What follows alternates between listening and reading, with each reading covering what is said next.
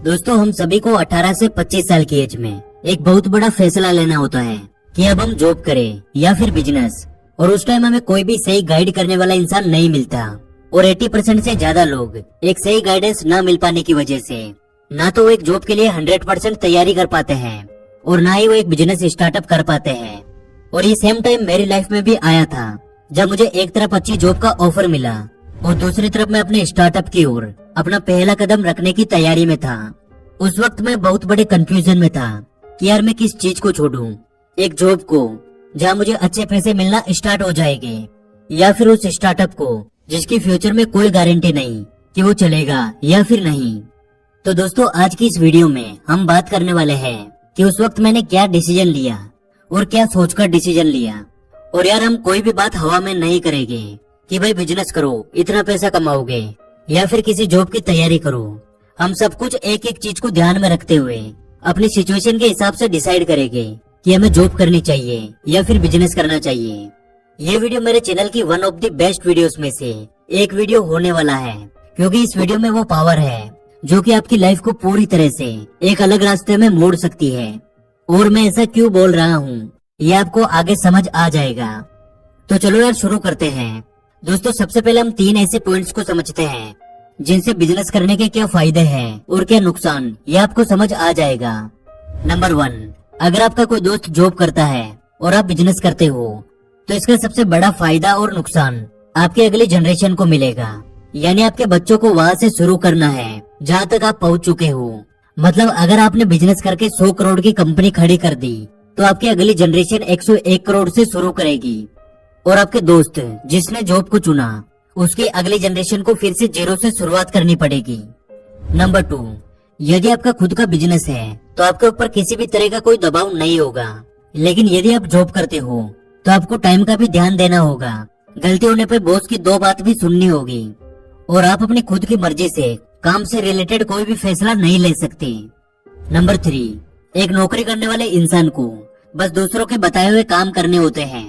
लेकिन अगर आप खुद का बिजनेस करते हो तो आपको बहुत बड़े बड़े डिसीजन खुद लेने होंगे और कई बार आपकी वो डिसीजन आपको बहुत बड़ा नुकसान भी करवा सकते हैं। लेकिन जॉब में ऐसा कोई भी रिस्क नहीं होता, बस आपको अपने बॉस का ऑर्डर सुनना होता है और ऑर्डर के अनुसार काम करना होता है। तो ये तीनों पॉइंट से आप यह आइडिया लगा सकते हो कि आपको किस दिशा में जाना चाहिए। लेकिन अब होती है इस वीडियो की असली शुरुआत।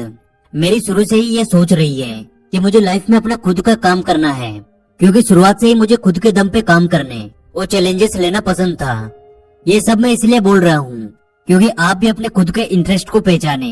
यानी कि आप वास्तव में एक बिजनेस करना चाहते हैं या फिर आप एक जॉब करना चाहते हैं। आप पैसों को साइड में रखकर सोचिए कि आपका दिल क्या कहता है। और इस पॉइंट को मैं सबसे ज्यादा इम्पोर्टेंस देता हूँ, क्योंकि जब तक आप अंदर से किसी काम को करने के लिए तैयार नहीं होते तब तक आप चाहे कितनी भी मेहनत कर लीजिए उस काम में आपको सक्सेस नहीं मिलेगी, क्योंकि आप ना चाहते हुए भी अपना 100% नहीं दे पाओगे। आप कुछ दिनों के लिए केवल ये सोचिए कि आपको किस चीज में ज्यादा मजा आता है। जॉब करना कोई बेवकूफी नहीं है, वो भी अपने आप में एक प्राउड की बात है। लेकिन क्या आप केवल इसलिए बिजनेस को चुन रहे हो क्योंकि उसमें जॉब से कई गुना ज्यादा पैसा होता है तो आप लॉन्ग टाइम में फेल हो जाएंगे। लेकिन यदि वास्तव में आपके अंदर से आवाज आती है कि यार मुझे इस फील्ड में जाना है, मुझे बिजनेस ही करना है, तो आप बेखौफ होकर इस लाइन में आ सकते हो। अब तक बताई हुई ये सारी चीजें ये डिसाइड करती है कि आप किस चीज के लिए बने हो, जॉब या फिर बिजनेस। और अब आता है इस वीडियो का मेन पॉइंट कि भैया 18 से 25 साल की एज में हम कैसे डिसाइड करें कि हमें जॉब करनी चाहिए या फिर एक स्टार्टअप करना चाहिए। तो दोस्त जैसा कि मैंने आपको शुरुआत में बताया कि मैं इस सिचुएशन को एक्सपीरियंस कर चुका हूँ और मैंने किस तरह से डिसाइड किया कि मुझे जॉब करनी चाहिए या फिर बिजनेस, ये मैं आपको बताता हूँ। एक टाइम था जब मैं बिल्कुल खाली बैठा था, यानी ना कोई नौकरी थी और ना ही कोई इनकम सोर्स। और तब मैं अपने नए स्टार्टअप के बारे में सोच रहा था कि यार मुझे कंटेंट क्रिएशन में कुछ करना है, क्योंकि इन सब चीजों की मुझे नॉलेज भी थी और मुझे इंटरेस्ट भी था। और फिर मेरे किसी दोस्त ने मुझे अपनी कंपनी में जॉब करने का ऑफर दिया कि भाई मेरे यहाँ एक बंदे की जरूरत है और तू आ जा, सैलरी 18,000 रूपए मंथली मिलेगी। तब मैं बहुत बड़े कंफ्यूजन में था, क्योंकि भाई मुझे पैसे की जरूरत भी थी और दूसरी ओर मैं अपना खुद का कुछ करना चाहता था। अब कुछ लोगों के लिए 18,000 कुछ भी नहीं होगा, लेकिन भाई कुछ लोगों के लिए 18,000 बहुत बड़ी चीज होती है। और मैंने अपनी पिछली कई वीडियोस में बताया है कि भाई मैं एक नॉर्मल फैमिली से हूँ, मेरे लिए 18,000 एक अच्छा खासा अमाउंट था।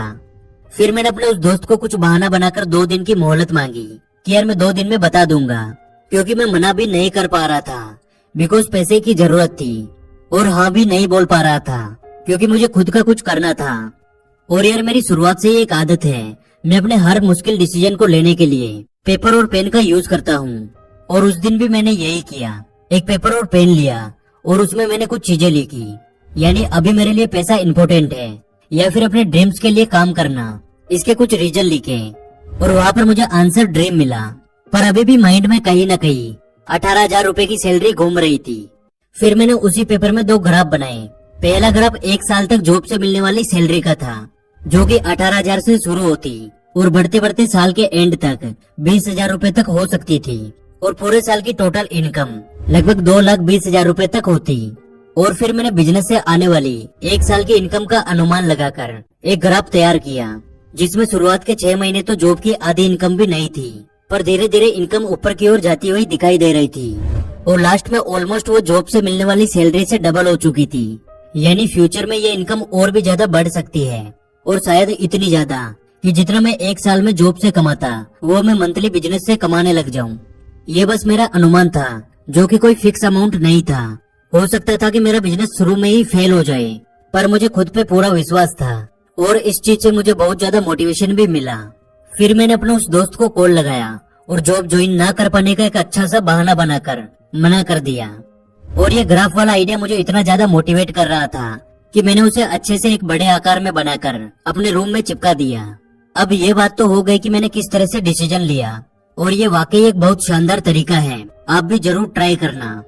अब मैं आपको बताता हूँ कि मेरा स्टार्टअप जो मैं बिजनेस शुरू करना चाहता था वो ऐसा होता जिसको शुरू करने के लिए बहुत ज्यादा पैसे की जरूरत है, तो भाई मैं उस जॉब को ज्वाइन कर लेता।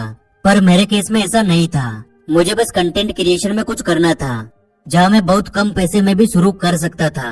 तो मैंने शुरुआत यूट्यूब से कर दी